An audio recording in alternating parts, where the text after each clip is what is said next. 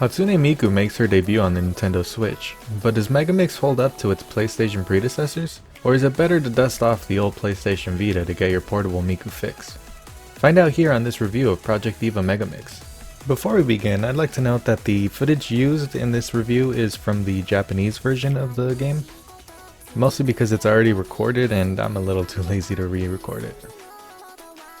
For those that are new to the series, Project Diva is a series of rhythm games based on the voice synthesizer software Vocaloid, specifically the virtual singers who personify each voice profile, the most popular of which is the titular Hatsune Miku. The gameplay is your standard rhythm game affair, hit buttons time to the music and try your best at attaining a high score.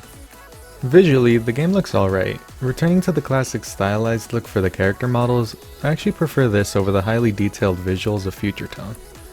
Everything looks fine, menus are nice and simple, characters look great and animate well with a wide variety of customization. The big problem, however, lies in the resolution. While not very noticeable on the smaller handheld screen of the Switch, while docked it's very noticeable that the game runs at a lower resolution. While not the biggest problem in the world, it's still pretty unfortunate that the game isn't as pretty as it could be. Despite that, the PVs still look great. While an absolute joy to look at, none are too distracting from the core gameplay or get in the way. The real stars of the show have to be the animated music videos.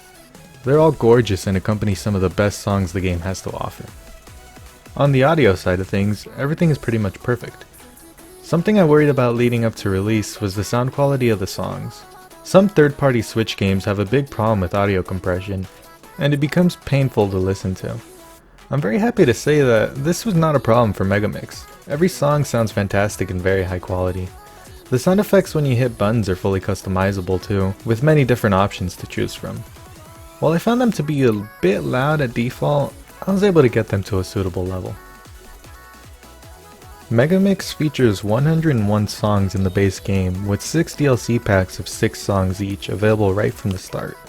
I do want to note, however, that the full game plus the DLC purchased in a bundle is the same price as the base game in Japan, so it's a pretty solid deal. Out of the 101 songs, 10 are brand new and 91 are returning. Each character gets good representation, but the majority of the songs go to Miku.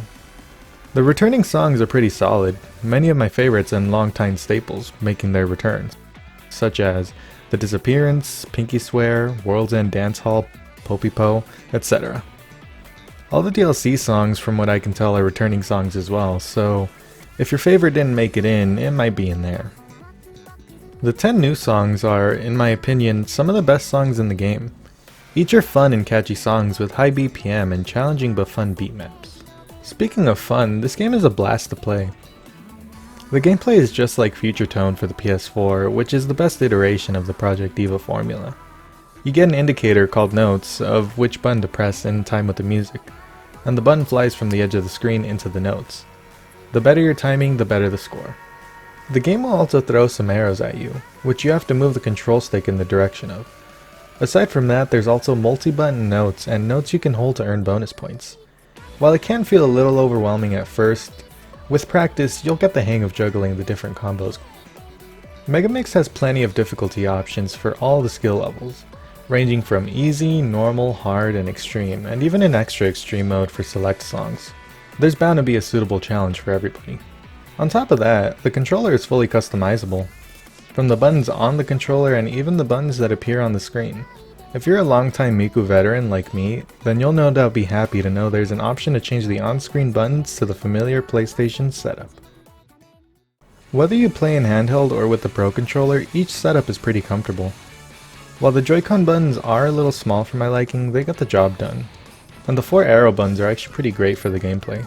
The Pro Control is by far my new favorite way to play Miku. The buttons are nice and big and stick out farther than the DualShock's buttons, so it's a lot easier to hit the 4 button notes. The D-pad is nice, however getting multi-button notes is near impossible with it, but it works perfectly fine for alternating notes and holds.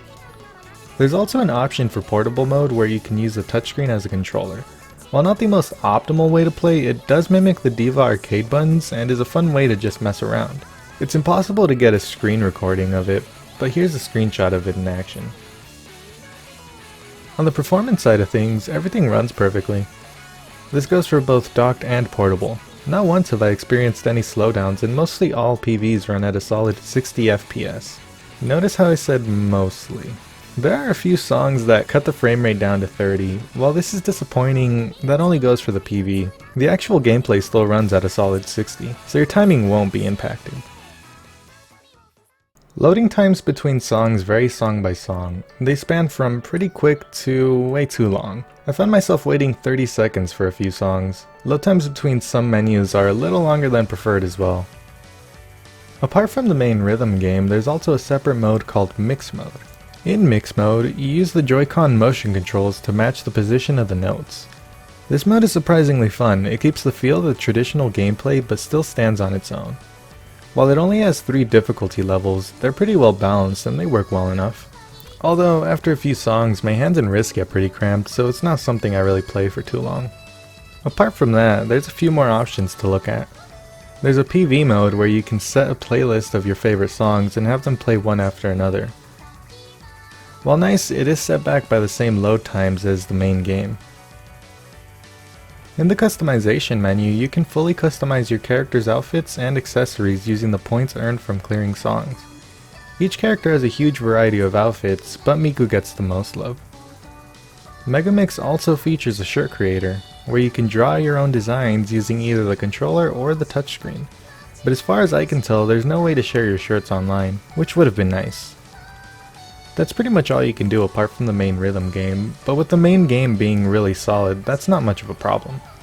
With all that said, I give Megamix an excellent. While not quite perfect, Megamix sets a great foundation for a future on Nintendo Switch. And despite a few blemishes, it's a good contender for best in the series for me personally. I highly recommend this game to rhythm game fans and even to those who have a passing interest in them. With the highly accessible difficulty level and customization options to nearly all aspects of the controller, this is a great time to jump into the series. If you want to see more reviews or other video projects I have in the works, consider subscribing. Let me know your thoughts on Project Diva or of this review specifically in the comments below, or if you want to check out my other social platforms, they're in the description under the video. Until next time, thanks for watching.